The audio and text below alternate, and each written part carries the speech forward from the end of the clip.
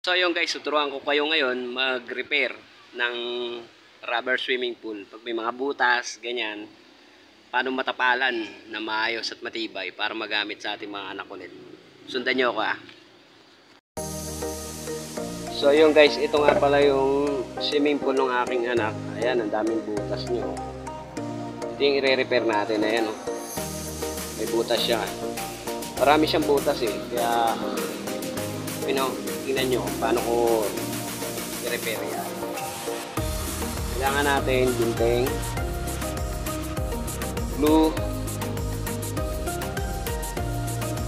interior sa bike o kaya sa motor pwede, tsaka ito gasoline. Panlinis natin yan sa mga paligid ng butas para makapit, tsaka panlinis natin sa interior yan. Tingnan nyo .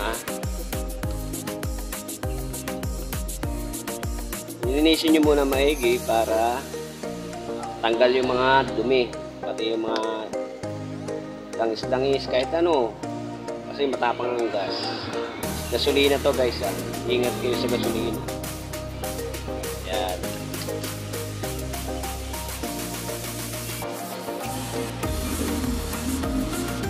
Sa minuto lang guys, matutuyo na yan. Tapos ito, puputol tayo ng sukat lang niya. Pwede nyo rin lakihan. Pero ako okay na siguro yung kahit ganito lang siya. Ganito lang kalaki. Ayan, okay na to guys. Ngayon, ito naman ang lilinisin natin ng gasolina. Para kumapit talaga yung pandigit natin. Ayan.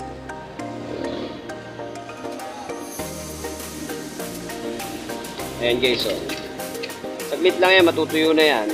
Pwede natin idikit yan. Kaya maganda gasolina ang panlinis. Para talagang tanggal ang mga tubig. Saglit lang, kahit anong mo. Tuyo agad siya.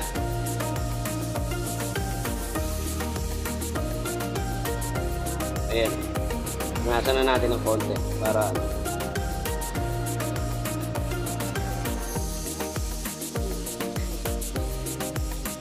saka natin papaikutan ng pandikit.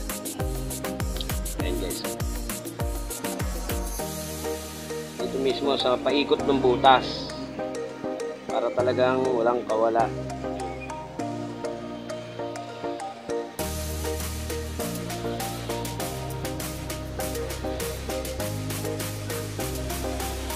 Guys, so tuyo na siya . Ang linis. Yan ang maganda talaga. Saka natin siya tatapan.